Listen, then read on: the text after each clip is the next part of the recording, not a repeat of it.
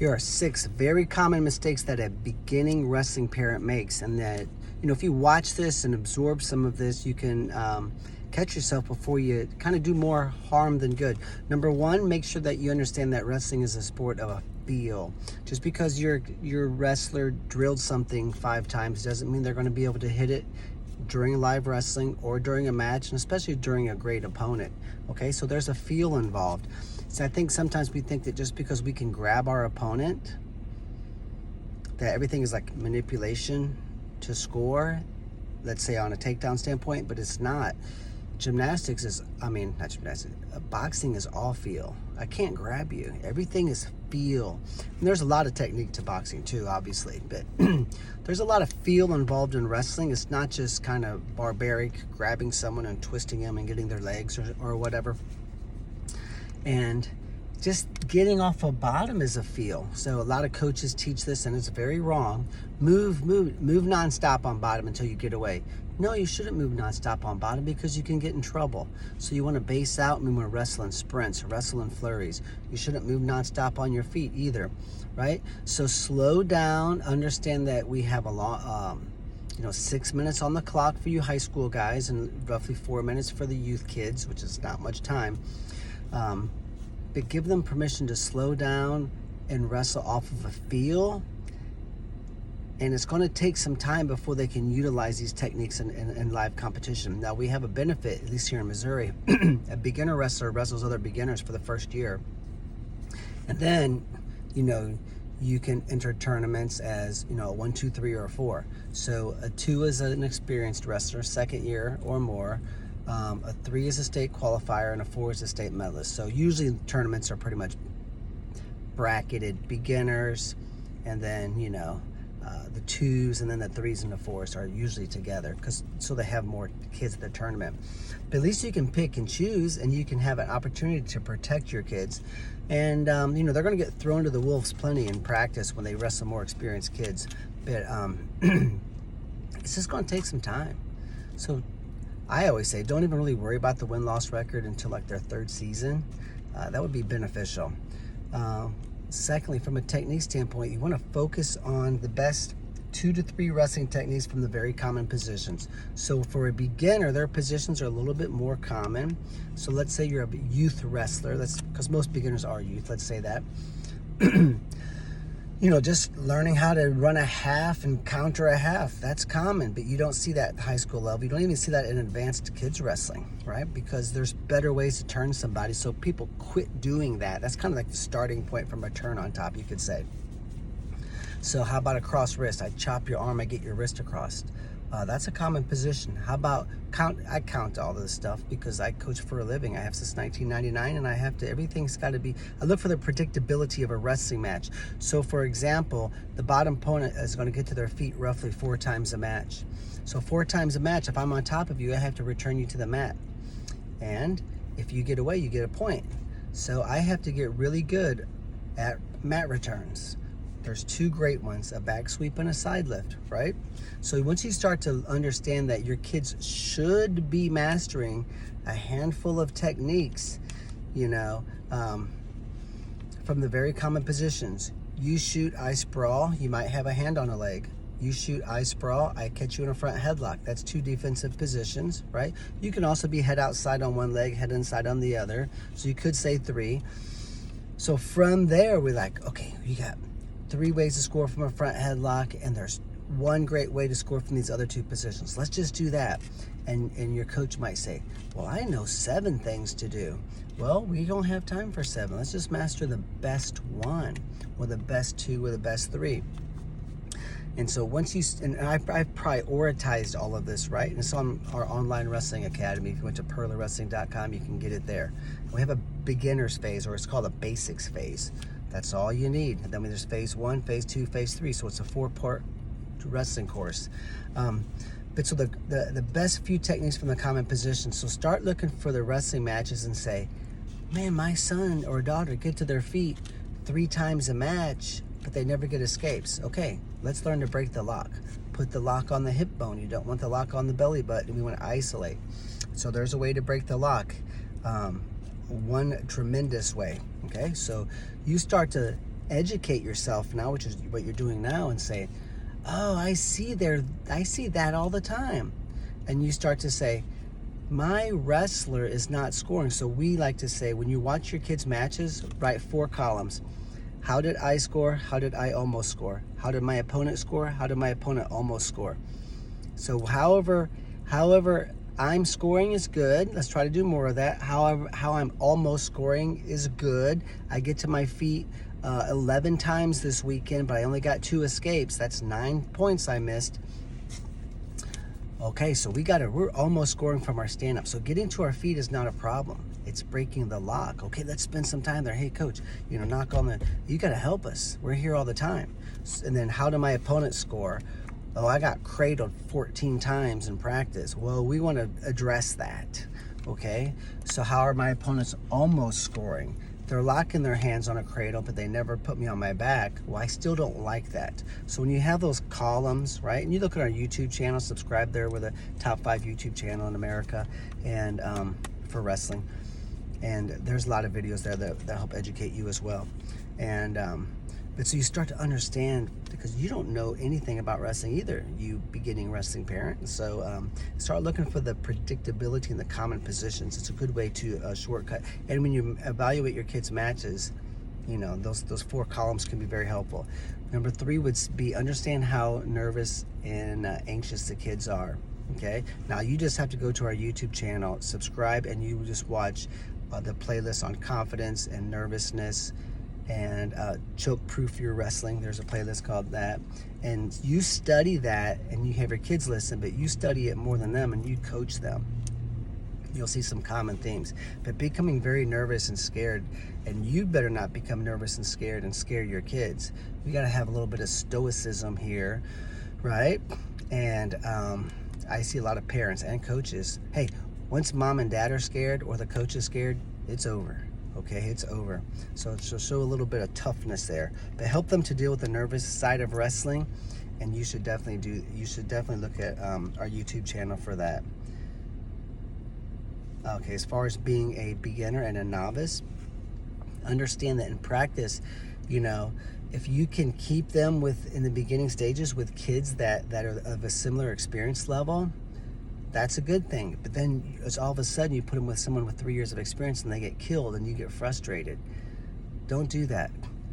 Put them with the beginner kids, put them with the experienced kids, and then put them with someone who's going to just have their way with them too, and say, hey, we're learning. Because you learn, even when you're getting beat in practice, you're learning. You don't feel like you're learning. You don't like it, but you're learning, okay? So, there's 3 partners. You want to grab the beginners, the intermediate kids, and the advanced kids. Okay, now tournaments, I would probably just put them in the beginners tournaments. Also, don't focus on this match. Some people, they even focus on the takedown that just happened in practice. We've got to look 3 years down the road. So don't get hyper focused on this match or this practice or this takedown. But take notes in practice and start to kind of figure some of this out on your own, and how you can help your kids using the predictability of a wrestling match. But when you do look long term and your kids learn to look long term, they're more successful. You look short term when you start a business, it's going to be difficult. You look short term, right? When you're in college, you got 5 years to get your degree. It's going to be tough. You start looking, right? So don't just look, oh, it's 5 years till I get my college degree. You can get lost. This might take some time for you to get your job, your promotion at work, right? So let's just work on the daily tasks, the daily habits. So really hyper focus and get your kids focused on seeing the vision long term, but then focusing on the getting better part of wrestling, right? That way they're keeping some of the anxieties out of wrestling. Last thing I would say is you don't just turn your kids over. Just because someone's the coach doesn't mean, that your kids are always in the right spot. I know a lot of youth coaches because they call me all the time, and even high school. And they're like, Nick, I wrestled for 3 years, but it's been 8 years since I've been on the mat. I don't know where to start. You are at the mercy of a coach. and that can sometimes be a bad thing. And not that these guys aren't doing a great job. Some of them are tremendous wrestlers and coaches, but guess what? They have 50 kids on the mat. Their assistant coaches never wrestled before. They've got 5 dads and maybe moms on the mat helping. And they got 4 and 5-year-olds in the room. They have 8th graders who have wrestled 7 years, and it's just a freaking circus. And so you're turning your kids over to the program, and you think, this is all I got. You do have tools out there. So I would encourage you, just because you don't know the sport of wrestling, to kind of educate yourself a little bit. Talk to some of the experienced parents a little bit. Maybe you can write a little check and hire a high school wrestler, and get one of your kids' buddies. Just throw them in the car. Maybe get some lessons. Maybe get a home wrestling mat, and whatever the kids are drilling in practice, you go home and you drill that. It's not for 5 hours. Every day we're gonna put 30 minutes in. It's good exercise. You should be doing something 30 minutes a day too, right? So 30 minutes a day during season, 7 days a week, we're gonna drill these 11 moves and takedowns that you did at the YMCA Pee Wee practice. Okay, now your kids are starting to get better. So you have to take the bull by the horns a little bit. There's a guy, Stefan Misic. He wrestles internationally for Serbia, but he's from the U.S. He's dual citizen, and would have probably been an NCAA champ, maybe even twice, but he was always very injured. But he's a world medalist now, and he's 3rd in the European Games, and he's an Olympian, 5th in the Olympics, I believe. And he was a 2-time Division I All-American from Michigan. His dad, there's a testimony on our website, but his dad said, my son wrestled for 2 years and I just didn't know what to do. And he was crying, and he wants to be good. And I'm like, okay, Stefan, you want to be good? And he was crying, yes, he's so driven. So he did a lot of research, and he found it used to be a DVD system, now it's streaming online. Found our system, and that's all I did. And the kid became very tremendous. Nick Lee from Penn State, NCAA champ twice. Colton Schultz, 3-time world champion in high school, bought my DVDs. They started homeschooling and trained a couple hours a day with his brother Trenton. His dad and I are still good buddies. Good dude from Colorado. Noah Certain, his dad started wrestling, bought my system, military guy. And he called me and goes, I'm just doing this, but we're going to wrestle at Edwardsville Wrestling Club, and you're going to see me in 1 year. And I was like, yeah, right, I hear this stuff all the time. I was nice about it, though, but I didn't believe it. I bumped into him like 5 months later at a tournament, and he introduced himself, and he's like, 7 months? I'm like, dude. And he goes, I'm military. I do things by the book. Okay. The kid went on to win 2 state titles in high school. He committed to the University of Missouri as a sophomore. That's how good he was. And they're ranked 3rd in the nation now, Division I. And he's on his way. He's something special. So, I do think that, and his dad never wrestled before, and neither did Stefan Misic's dad. So there's a couple, and obviously my son.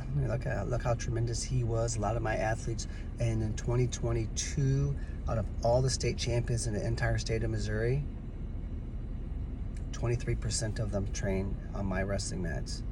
And that's no exaggeration. They didn't come to one practice or one camp 4 years ago.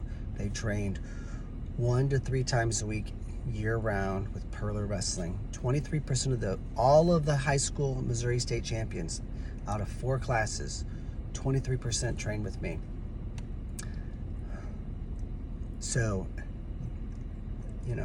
there's some results there. And I mentioned that not to brag. I mentioned that so you realize that you don't have to be at the mercy of a coach and a program. The programs change, workout partners change, the coach changes. You want to take the bull by the horns, and it's pretty simple to do. Now, if you get a home wrestling mat, don't get a 10 by 10. Get a 12 by 12, 12 by 14, spend the money, okay? Spend the money and get, if all you have room for is a 10 by 10, a little office, then that's fine. But the kids will outgrow it. I like the 12 by 12, 12 by 14, if possible. They're almost impossible to buy used. The resale value on those is 90%. So you'll always be able to sell it and get your money back. Don't worry about it. And one thing also we should mention is people spend their money on tournaments, but they'll say something like, oh, camp's expensive. I'm like, my camp's $4.17 an hour to be there. Plus I feed them and they shower 3 times a day and we're training them, right? And they're having fun and they're living in our dorms. We have 204 beds, 26,000 square foot of space in Moscow Mills, Missouri, 30 minutes north of St. Louis, and in between 2 big towns of 40,000 people. We're on 10 acres. I'm like, you know, $600 for a 5-day camp is not expensive.